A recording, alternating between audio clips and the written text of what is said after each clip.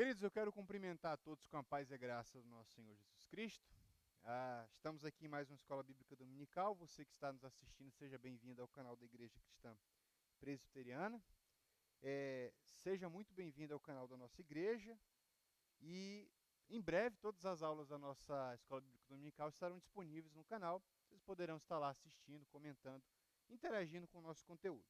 Lembrando que aos domingos nós temos duas programações, às 5 horas nós temos nossa Escola Bíblica Dominical e às 18h30 nosso culto, como vocês já estão acostumados, tá? Então, sejam muito bem-vindos à nossa Escola Bíblica Dominical. Estamos dando prosseguimento aí às aulas de escatologia. Hoje, vamos falar de um tema aí que, de certa maneira, traz um eriçar de cabelos para alguns, algumas críticas e um pé atrás para outros, mas de qualquer forma é um assunto que a gente precisa, sempre que possível, destacar, que é ressurreição dos justos e dos injustos, tá? Então, ressurreição como tema aí lato, né? Ressurreição no sentido geral. Então, a gente vai tentar traçar alguns pontos interessantes. E a começar pela ressurreição de Jesus, que é a pedra de toque desse assunto. Não tem como falar de ressurreição de justos e injustos, ou de ressurreição geral, sem que nós, primeiro, fixemos o nosso olhar na ressurreição de Jesus. E antes mesmo de tratar da ressurreição de Jesus, saber se a ressurreição é um fato ou um mito. E uso o mito aqui no sentido negativo, dado que Tolkien usava o mito no sentido muito técnico, tá? Então, uso o mito no sentido negativo, tá? Porque eu sei que tem um sentido bem filosófico de mito, trabalhado por Tolkien, Chesterton e tantos outros grandes escritores, tá? Eu queria começar com essa citação do rabino Abraham Joshua Haskell. Ele dizia: se a morte não tiver um sentido, a vida então seria um absurdo, né? Tem muito lastros aqui, mas eu não vou ir nos lastros filosóficos dessa citação do Haskell, né? Mas, de fato, se a morte não tem nenhum sentido, se ela é como os materialistas costumam dizer, o fim, ou como diriam os estoicos, o fim último não tem nada depois da morte, ou como diziam os epicureus, na carta de Paulo, lá na carta dos Atos Apóstolos, quando Paulo se encontra com aquelas duas escolas importantíssimas, né? E os estoicos pensavam que, na verdade, a morte é a decomposição de átomos. Então, não existe nada. Então, se não existe nada, não temos a morte, tá? Ou Platão, que dizia, na verdade, a morte é uma coisa boa. A morte é a libertação desse corpo que é mau. Os gnósticos vão na mesma direção. Mas, se não há sentido, eu concordo com Abraham Joshua. A vida, então, é um absurdo, tá? Então, comecemos por aí. Eu queria ir aqui para uma introdução com vocês. A ressurreição dos mortos, enquanto doutrina, muita atenção aqui, está melhor fundamentada, eu coloquei aqui, em um Novo Testamento. Porque no Antigo ela só está pressuposta. Salvo Daniel 12:2. Ali a gente tem uma citação clara de ressurreição. De mortos justos e de mortos injustos. Essa é, no Antigo Testamento, a citação mais clara que a gente tem de uma ressurreição, tá? Daniel, capítulo 12, versículo 2, que é o fechamento do livro de Daniel. Mas nós temos também Salmo 16, versículos 9 e 10, onde nós temos essa referência a um voltar dos mortos. Agora, há uma diferença entre voltar dos mortos e a ressurreição escatológica. Ou ressurreição do último dia, como vai dizer Marta lá em João capítulo 11. Tá? Então existe essa diferença entre voltar dos mortos e a ressurreição escatológica propriamente dita. A maior dificuldade ao lidar com essa doutrina, isto é, a doutrina da ressurreição, não é achar subsídio ou respaldo bíblico para fundamentá-la, mas sim seus opositores. E há muitos. Desde os tempos dos apóstolos, a doutrina da ressurreição dos mortos tem sido detratada e combatida, ora sutil, ora energicamente. Essa citação aí diz respeito àqueles grupos que ouviam Paulo no Areópago, aquela praça onde os gregos se dedicavam a estudar filosofia, política, ética, moral, no lugar da discussão dos filósofos, naquele espaço. Há ali duas escolas importantíssimas de filosofia, que são os estoicos e os epicureus. Aliás, a filosofia estoica é muito bonita, diga-se de passagem, e Agostinho fica tão impressionado com o tal Cícero, que é levado não só a estudar filosofia, mas teologia. E o próprio Agostinho dizia que Platão chegou quase perto do céu, faltou entrar. Porque algumas descrições de Platão sobre Deus, na verdade ele não chama Deus, ele chama Demiurgo. O Demiurgo parece muito com a teologia cristã. Você vai ler o tratado do Timeu, do Platão, sobre a criação do mundo, sobre cosmologia, é muito parecido com a descrição do Gênesis. Só não aparece o nome Deus.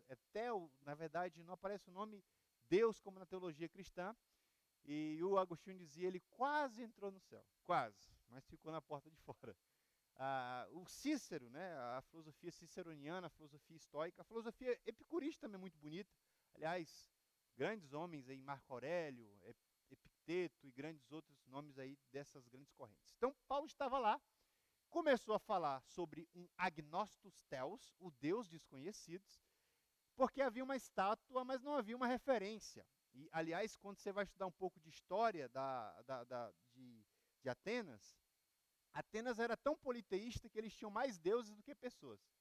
Você entrava lá, Paulo ficou chocado com a religiosidade daquelas pessoas, porque eles tinham deuses para tudo, para a água, para a terra, para o ar, enfim, para o inferno, que é o Hades, e outras referências. Paulo chega e vê uma estátua e está escrito lá embaixo, agnostos theos, que significa ao Deus desconhecido. E Paulo diz, eu sei a história desse Deus, começa a pregar para aqueles irmãos. De repente, Paulo toca num assunto que é a ressurreição. Aí todo mundo falou, o que essa galera está falando aí não tem nenhum sentido. Por quê? Porque os gregos não concebiam a ideia de ressurreição. Essa ideia de ressurreição é uma ideia judaica e, portanto, judaico-cristã. Não há isso na cultura grega, porque os gregos não acreditavam em ressurreição. Por isso que a pregação do evangelho é escândalo para os judeus e loucura para os gregos. Porque essa ideia de um Deus que vira homem, essa ideia de um Deus que morre e ressurge, isso é loucura para o pensamento grego. Então, Paulo vai lá e alguns se convertem, um tal Dionísio e uma Dâmaris se convertem com a pregação de Paulo. E, no final, tem até uma dica, acerca desse assunto, isto é, da ressurreição, nós te ouviremos outra vez. E aí, acaba o show naquele momento. Acaba a pregação, todo mundo vai se dispersando lá do Areópago. Isso é Atos 17, 32. Só que, de alguma maneira, também na chamada linha evangelical, nós temos ataque à doutrina da ressurreição. E eu citei aí a neo-ortodoxia. Dois nomes importantes dessa chamada neo-ortodoxia, o Emil Brunet e o Rudolf Bultmann. Lembrar que o Bultmann, ele é profundamente influenciado por um cara chamado Schleiermacher, pai da teologia liberal, e um outro cara chamado Martin Heidegger. Então, esses caras da filosofia influenciam muito o fazer teológico desses caras, do Emil Brunet e do Rudolf Bultmann. Aliás, o Bultmann chegava a dizer que quando você vai ler os evangelhos, você precisa ter um método que ele chamava de a desmitologização do Novo Testamento. Ele dizia que precisava separar mito do que era verdade nos evangelhos. Esse era Rudolf Bultmann. Tá? Então, eu não vou tratar de teologia liberal porque não é o nosso assunto aqui. Só lembrar que onde a teologia liberal se instalou, a igreja morreu. É um câncer. Onde chega, morre. As igrejas históricas nos Estados Unidos estão morrendo. Igrejas históricas na Holanda, idem. Porque a teologia liberal é racionalista. Não é racional, é racionalista. Tem que ter pressuposto filosófico racional e pronto. Basta você ler o que esses caras escrevem. E eu não estou dizendo que tudo que o liberal escreve é ruim. Porque o comentário aos Romanos do Karl Barth é uma obra-prima. Aquilo ali qualquer teólogo tem que reconhecer que aquilo é uma obra monumental. Ninguém escreveu um comentário tão bom quanto aquele. Embora haja, mas é um comentário assim gigantesco. Então eles tinham sérias críticas quanto à ressurreição corpórea. Aliás, o próprio Bultmann dizia que não havia uma ressurreição corporal, apenas uma ressurreição espiritual. E ele é muito influenciado por uma corrente da filosofia chamada existencialismo, mas não o existencialismo do Kierkegaard, que é cristã, mas sim a do Sartre e de outros aí, que é um existencialismo mais ateu. Tá? Então, cuidado com o que você anda lendo por aí. Pode ser veneno. Historicamente, a semente da chamada neo-ortodoxia, no que diz respeito à negação da ressurreição corporal, encontra-se em antigos hereges, como Marcião e os gnósticos, século II aí. Esse Marcião, ele propunha uma divisão de Deus mais ou menos assim. Existe o Deus do Antigo Testamento, um Deus mau, vingativo, e existe o Deus do Novo Testamento, um Deus bom, um Deus mais, sabe, freestyle, sabe, um Deus assim mais... Porque o Deus do Antigo é muito hard, sabe, sim, tipo death metal, o Deus do Antigo Testamento. O Deus do Novo Testamento é assim, mais uma linha de sertanejo, sabe, um Deus, vem aqui que eu te coloco no colo. Isso que o Marcião dizia, tá?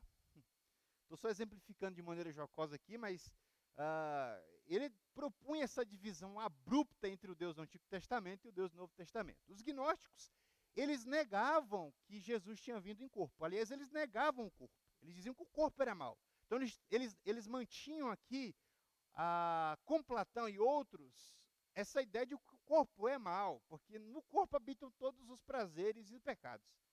Enquanto que na salvação, na sua alma, você está livre de tudo isso.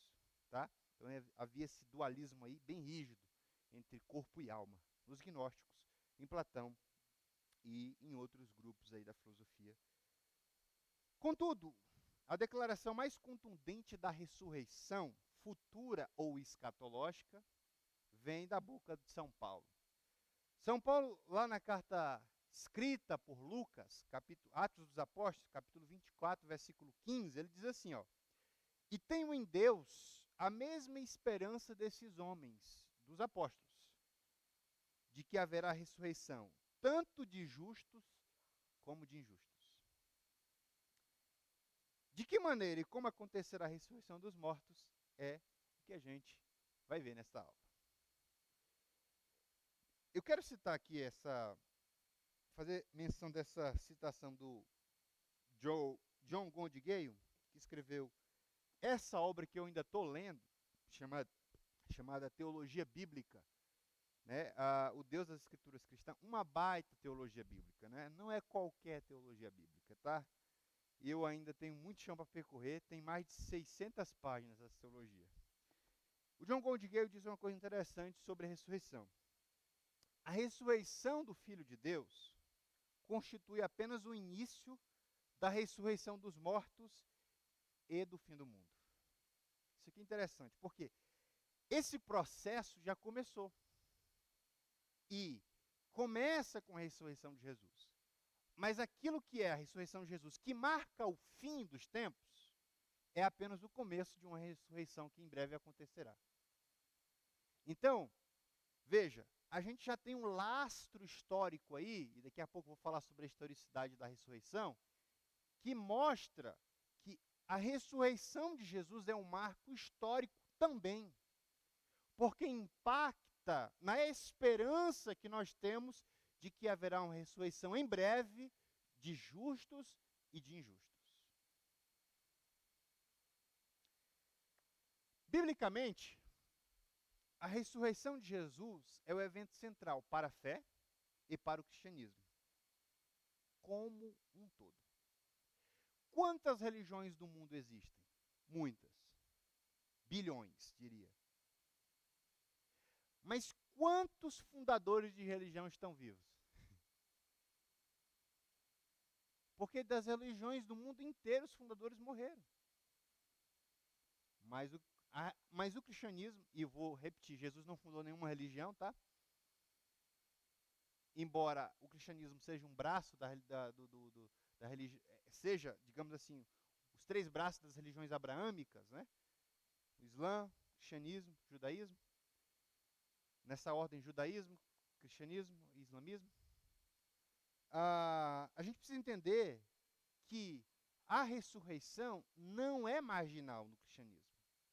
Ó, a gente coloca C é muito importante, aliás, fundamental. A Páscoa no judaísmo, mas a ressurreição de Jesus é um ponto central da fé. Fundamental. Por quê? E mais do que isso, eu digo aqui, a historicidade da ressurreição dos mortos é comprovada pela ressurreição de Jesus. Então, o que Paulo vai falar depois lá em 1 Coríntios 15, que a gente vai trabalhar esse texto, é interessante porque a ressurreição de Jesus é a garantia de que haverá uma ressurreição gloriosa para todos aqueles que esperam em Deus e para os que não esperam.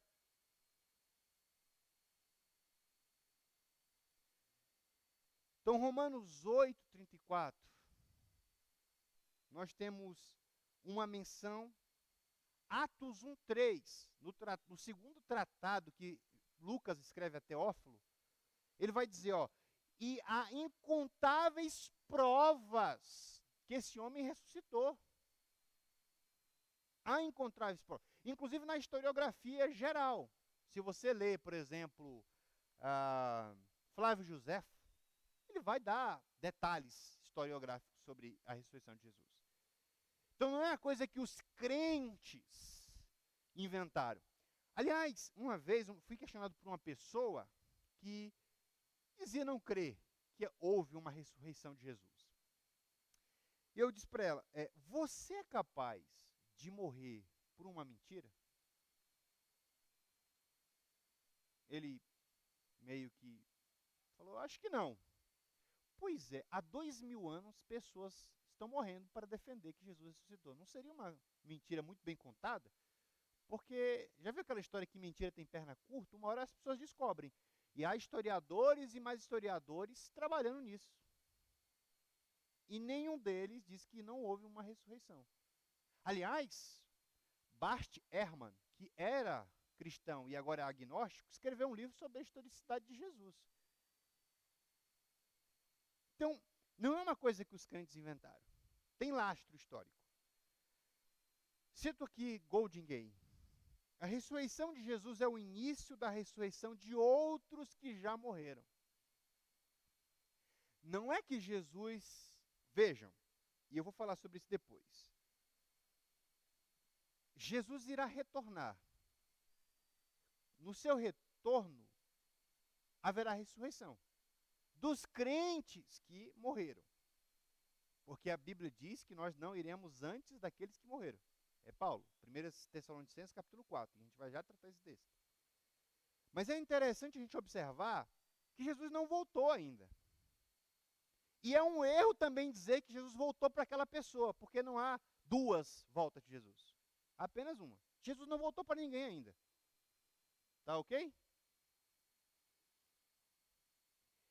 Agora, com a ressurreição de Jesus, temos um precedente firme e inabalável de que haverá uma ressurreição dos mortos. 1 Coríntios capítulo 15, versículo 20.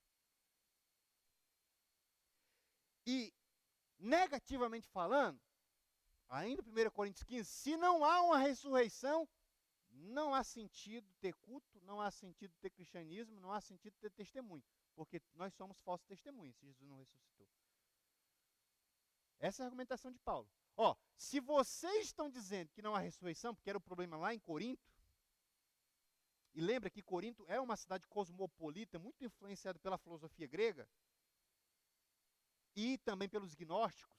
Paulo vai ter problema com os gnósticos em Romanos. João vai ter muito problema, inclusive no Evangelho, João está refutando os gnósticos, no Evangelho, não só nas cartas, que negavam que Jesus tinha um corpo, e que o corpo de Jesus, de fato, na cruz, não era um Marte, não era um corpo espiritual, era um corpo físico, e a ressurreição é um ato físico. Então, Paulo está dizendo, ó, tem uma ressurreição, e haverá uma ordem dos que vão ressuscitar. O próprio Jesus fez menção de uma ressurreição futura.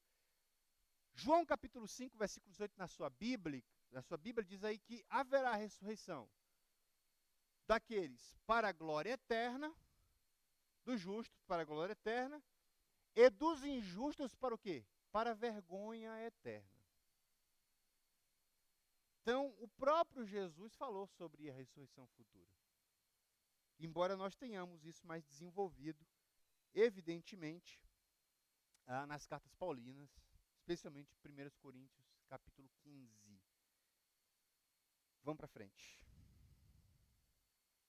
Assim, se cremos que Cristo ressuscitou dos mortos, e eu espero que os irmãos creiam,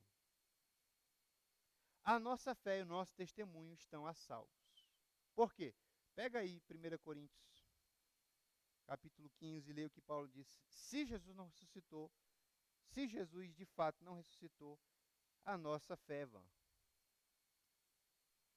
1 Coríntios, capítulo 15, versículo 17. Diz assim: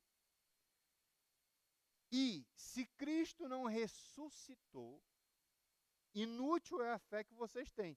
E tem mais um problema aqui, ó. E ainda estão em seus pecados. Ou seja, a fé de vocês não tem valor e vocês ainda estão debaixo de condenação. Olha que coisa interessante. A morte de Jesus não é só um ato glorioso, porque Jesus é ressuscitado pelo Espírito Santo, por isso ele é um ser que Paulo vai chamar aqui em Coríntios de espírito vivificado, mas é um meio de Deus vindicar a sua justiça.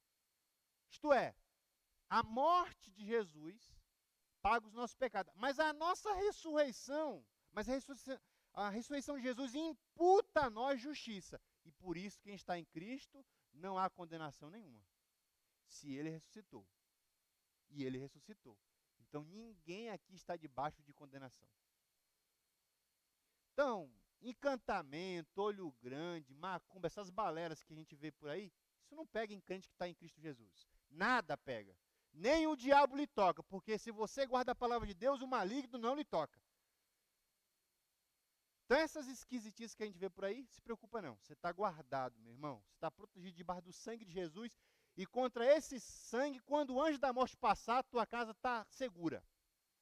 Essa é a tipologia lá do arraial dos egípcios. O anjo da morte está passando. Mas naquele que tem o sangue na verga da porta, não passa. É assim com o crente, meu irmão. Não pega encantamento, não tem esse negócio de macumba, porque está debaixo do sangue de Jesus. Então, desse modo, a ressurreição de Jesus, no entanto, difere, irmãos, isso que é importante, por isso que eu destaquei. A ressurreição de Jesus difere de qualquer outra ressurreição que tenha ocorrido na Bíblia. No Antigo Testamento havia muitas ressurreições. Elias ressuscitou, Eliseu ressuscitou pessoas. Aliás, quando Eliseu morre, olha só, quando há mudança profética de Elias para Eliseu, Eliseu pede uma coisa para Elias. Eu quero a porção dobrada do Espírito estar em ti. Tem toda aquela história que você já conhece.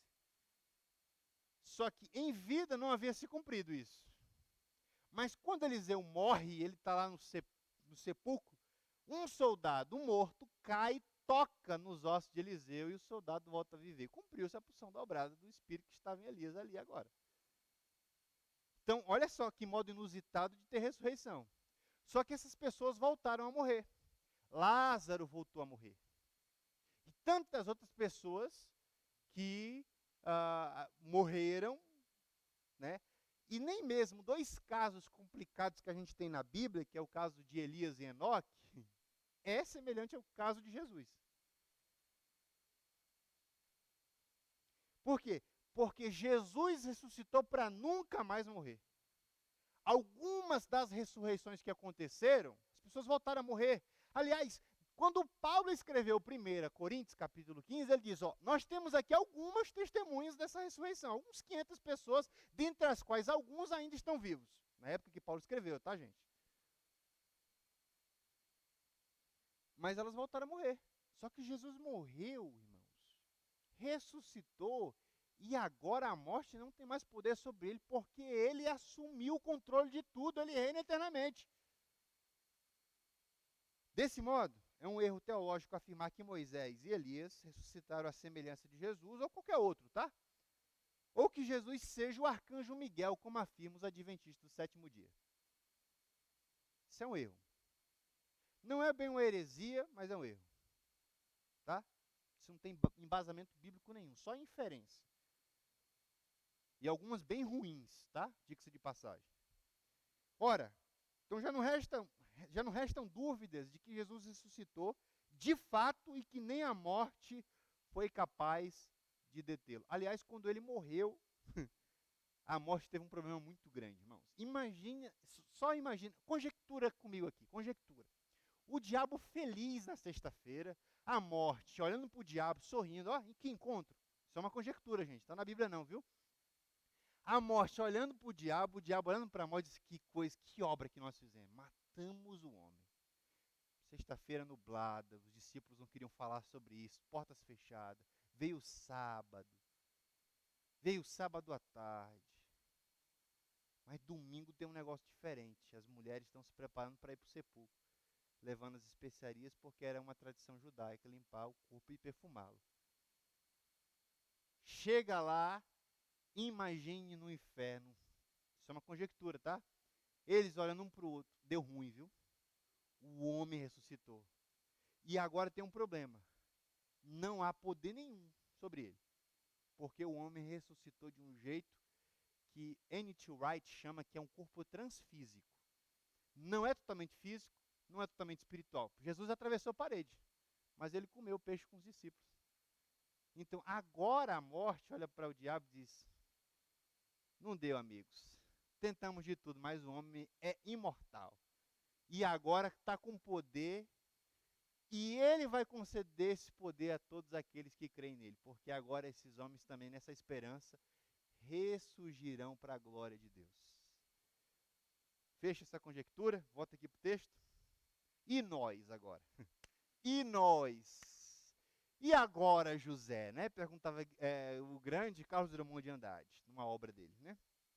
E nós vamos ficar aqui. Ó. Pega aí a sua... Deixa aberto em 1 Coríntios 15 aí, deixa aberto. Rapidinho.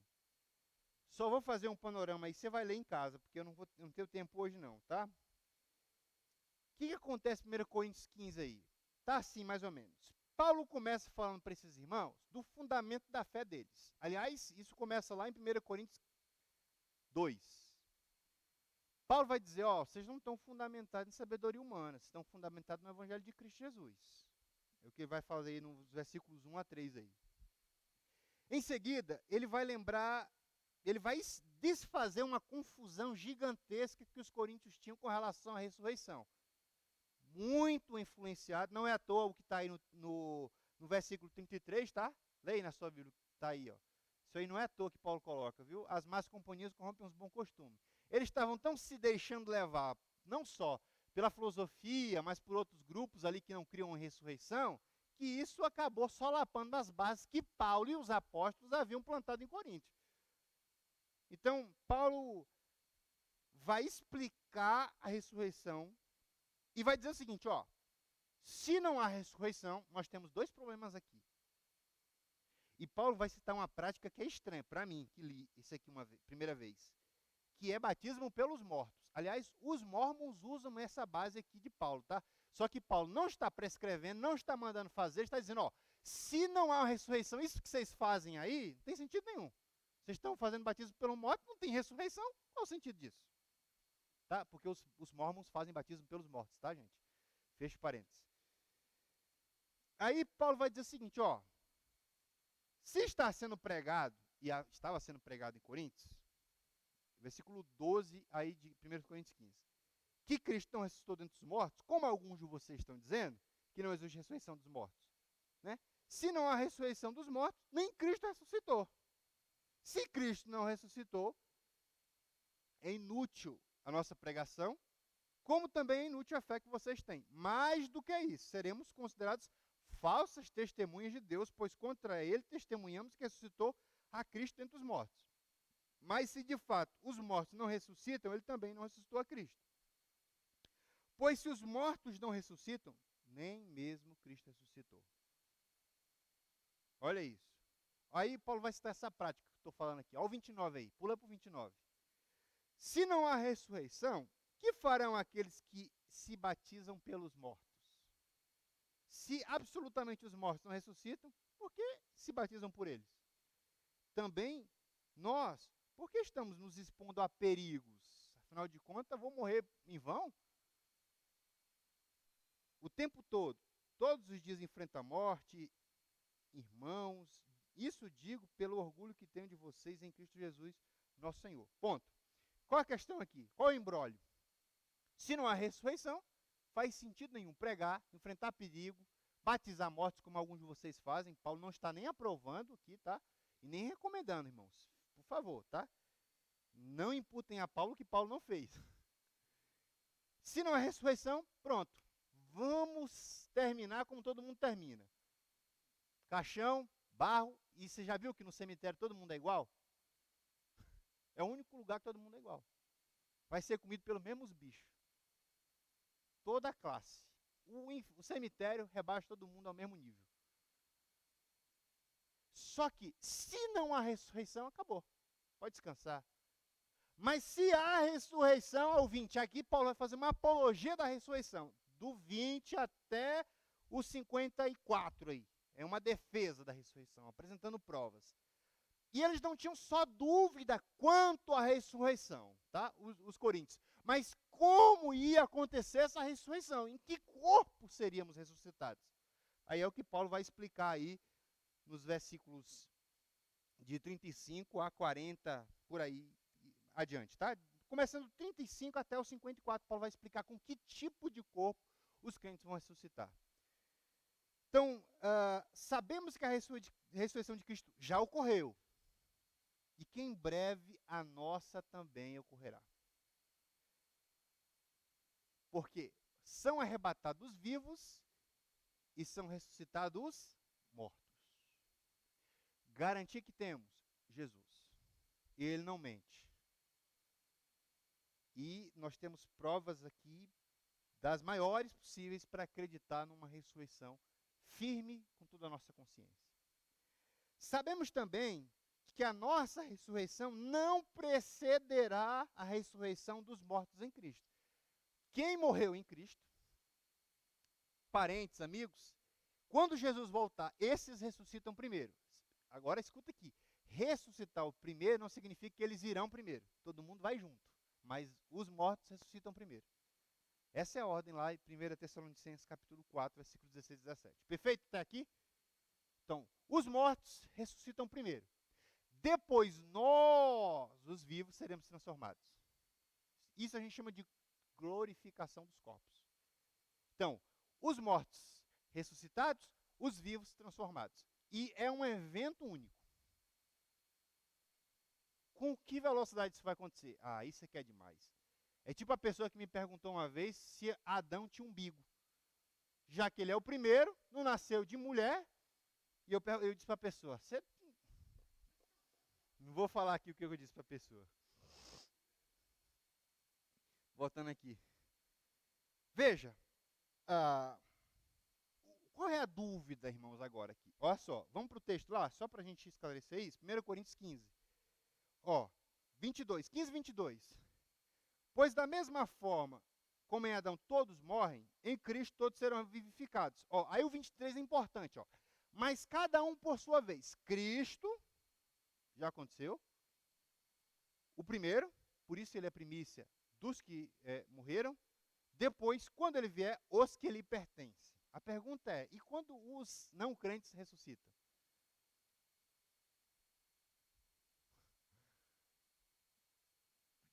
A dúvida é, primeiro há uma ressurreição dos vivos e depois uma ressurreição dos mortos? Tem um lapso temporal? O que eu vou falar, eu, Henrique, tá? Não imputem isso à igreja cristã presbiteriana e nenhum irmão aqui. Eu, Henrique, falo. Parece existir um lapso temporal entre a ressurreição dos justos e dos ímpios. Pois estes últimos, isto é, os ímpios, ressuscitarão para a vergonha eterna. E aí, Apocalipse 20, versículo 12, de 12 a 15. Vi também os mortos, grandes e pequenos, e aqui não é estatura, tá? É gente poderosa e não poderosa, rico, pobre, asiático, flamenguista, vascaíno. Esses são sofredores, hein? Vi também os mortos, grandes e pequenos, de pé diante do trono, e livros foram abertos. Outro livro foi aberto, o livro da vida. Os mortos foram julgados de acordo com o que tinham feito, segundo o que estava registrado nos livros. O mar entregou os mortos que nele havia, e a morte e o Hades entregaram os mortos que neles havia, e cada um foi julgado de acordo com o que tinha feito. Então a morte e o Hades foram lançados no lago de fogo, que é a última morada. O lago de fogo é a segunda morte. Se o nome de alguém não foi encontrado no livro da vida, este foi lançado aonde? Está lá. E lá é quente. E lá é ruim. E lá não há mais apelo. Não há misericórdia. Lá a consciência não morre. Por isso eu, Henrique, de novo repito, penso que deve existir esse lapso temporal entre a ressurreição dos justos e, em seguida, a ressurreição dos injustos. Porque há todo esse processo aqui descrito em Apocalipse, que exige aqui um cumprimento literal. Portanto, eu adoto aqui uma perspectiva pré-milenista e não amilenista ou pós-milenista. Aliás, não sou eu, o Erickson também, tá? Eu vou citar aqui para a gente encerrar. Então, acerca da ressurreição dos corpos, Paulo é taxativo, ao afirmar que será uma realidade espiritual, isto é, qualitativamente superior a qualquer coisa já vista. Como é que vai ser o corpo? Aí você quer demais. Será um corpo espiritual, ou, para usar uma expressão bonita do N.T. Wright, transfísico, que não vai ser limitado pelas coisas que a gente tem, mas será uma coisa diferente. E é curioso, pensa só, porque esse corpo será tão poderoso, se a gente fosse, imagina só, que quando Paulo diz que carne e sangue não herdam o reino de Deus, Paulo está dizendo assim, nós precisamos ser preparados para o quê? Para a realidade futura, senão esse corpo não suportaria. Para usar uma linguagem lá do Nordeste, pipocaria esse corpo. Tá? Então é necessário dizer ainda acerca da ressurreição de Jesus que ela foi definitivamente um acontecimento físico. Tá? Depois você vai ler em casa 1 João, capítulo 4, versículos de 2 a 3, que é João refutando os gnósticos, dizendo que aquele que não aceita, ou aquele que não professa que Jesus veio em carne, esse é o anticristo. Então, quando nós formos revestidos com um corpo espiritual, nem a morte, irmãos, nem o pecado terão poder sobre nós. Para os crentes, a ressurreição será uma alegria eterna, para os ímpios, um tormento e trevas eternas. Vamos pular porque meu tempo já acabou, para a conclusão. Para a mente racionalista e materialista, a ressurreição é uma impossibilidade. Para nós, os salvos, uma realidade que está à nossa espera. A ressurreição espiritual é uma realidade antecipada da ressurreição final. Cristo não te ressuscitou? Então isso é só um ensaio de uma ressurreição muito superior que está prestes a acontecer na sua vida. Você era um pecador morto em delitos, em pecado, já aconteceu uma ressurreição na sua vida, isso é só uma antecipação da mais gloriosa ressurreição que o seu corpo verá. A ressurreição final e definitiva, a ressurreição escatológica. A ressurreição que fez Marta dizer, Senhor, eu creio que tu vai ressuscitar meu filho, meu irmão, na ressurreição final. Marta, eu sou a ressurreição e a vida. Agora, diante de você. A ressurreição evidencia, citando aqui Golden Gay, que Jesus é ungido, não apenas por voltar dentre os mortos, mas por isso significar a sua exaltação. Significa que Jesus se assentou à direita da majestade nas alturas, alcançando nesse aspecto uma posição muito mais exaltada do que a de qualquer anjo. Lembre-se, Cristo ressuscitou. Vá e viva conforme essa verdade. Amém. Deus abençoe a igreja.